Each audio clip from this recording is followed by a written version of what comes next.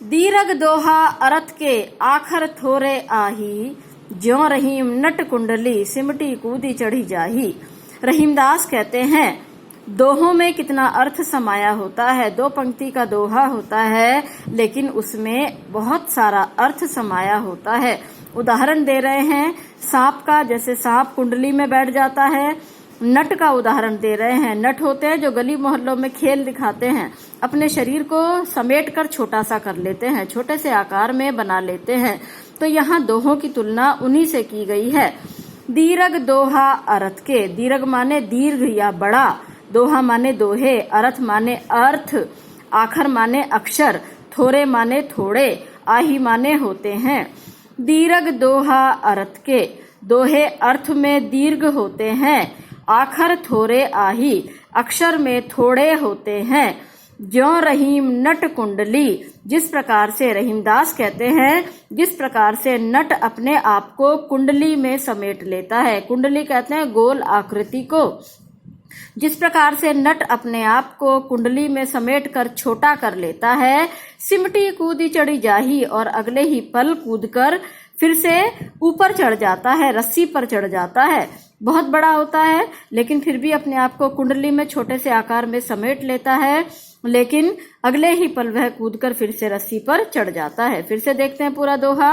दोहों में बताया है यहाँ कि दोहे जो होते हैं वे अक्षर में तो थोड़े होते हैं लेकिन अर्थ में बहुत बड़े होते हैं। दीर्घ दोहा अरथ के, दोहे अर्थ में तो बड़े होते हैं, आखर थोरे आही अक्षर में थोड़े होते हैं।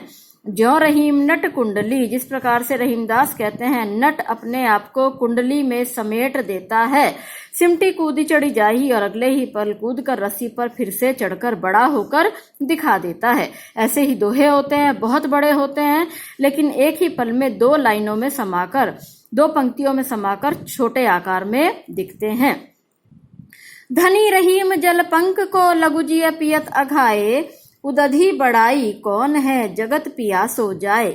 इस दोहे में बताया है कि हमारा जीवन चाहे छोटा हो लेकिन दूसरों के काम आने योग्य होना चाहिए। बड़ा तो सागर भी होता है लेकिन किसी के काम नहीं आता है। धनी, धनी माने धन्य, जल माने पानी, पंख माने कीचड़, लघु माने छोटा, जीय माने जीव प्राणी, पियत माने पीना, अघाय माने खुश होना।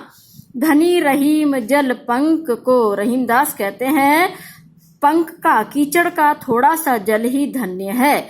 लघु जीय पियत अघाए, छोटा से छोटा जीव भी पीकर खुश हो जाता है। आपने देखा होगा जहाँ छोटे छोटे गड्ढों में, सड़कों पर थोड़ी थोड़ी जगह में पानी भरा होता है तो छोटे छोटे पक्षी या गलियों में घूमने वाले छोटे मोटे जीव जंतु जो हैं, छोटे छोटे जानवर जो हैं, वो उसमें पानी पीकर अपनी प्यास को बुझा लेते हैं। ऐसे ही चीजों के लिए रहीमदास कहते हैं कि पंख का, कीचड़ का थोड़ा सा ही जल धन्य है जो छोटे से छोटे जीव की प्यास तो बुझा देता है। उदधि बड़ाई कौन है जगत पियासो जाए। उदधि माने सागर, कौन है माने क्या है, जगत माने संसार, पियासो माने प्यासा, जाए माने होता है। सागर की क्या बड़ाई है, इतना बड़ा होने पर भी उसके किनारे रहने वाला सारा जगत प्यासा रहता है। उदधि बड़ाई कौन है जगत पियासो जाए। सागर की क्या बड़ाई है, उसके किनारे पर रहने वाला संसार भी प्यासा रहता है। सागर का जल खारा होता है, किसी के पीने योग्य नहीं होता है, इसलिए कहते हैं कि छोटा से छोटा जो पंख का जल है, कीचड़ का जल है, किसी छोटे से जीव की कम से कम प्यास तो बुझाता है, किसी के काम तो आता है। सागर इतना बड़ा है लेकिन किसी के काम नहीं आता है। तो इस साखी में बताया है चाहे हमारा जीवन छोटा हो लेकिन हमें किसी के काम अवश्य ही आना चाहिए।